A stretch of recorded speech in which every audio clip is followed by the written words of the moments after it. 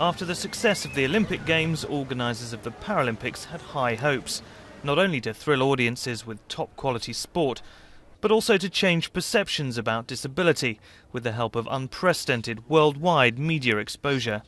How, by staging the Paralympics, the Games of the possible, we're able to fundamentally change attitudes towards disabled people, fundamentally change opportunities for disabled people. That's a tremendous prize.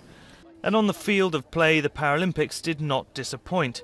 Dozens of world records fell as record numbers of sports fans packed the Olympic Park to watch sports like boccia, sitting volleyball and wheelchair rugby.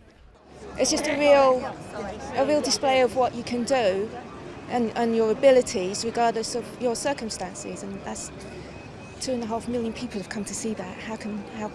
It's just brilliant, isn't it? The Paralympics also had their fair share of talking points. Poster boy Oscar Pistorius claimed his 200-metre final was not a fair contest because of the length of his opponent's blades.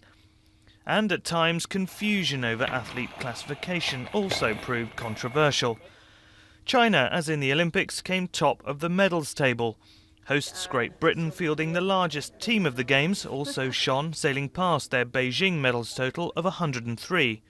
And it was Brit Johnny Peacock who claimed the blue ribbon T44 100-metre gold, beating Pistorius and 200-metre star Alan Oliveira.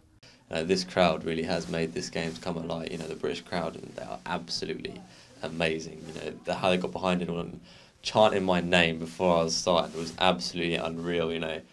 But as for the long-term benefits for disabled people, some remain sceptical as to the impact 10 days of sport can really have. I still think that public authorities and the government have a lot more to do to make sure disabled people in their everyday lives around their own communities can still get access to the sport and other leisure services they need. And ultimately we want people on the streets to turn around to their disabled neighbours and start having everyday conversations with them, because disabled people tell us the more people know about their lives, the better their attitudes are towards them.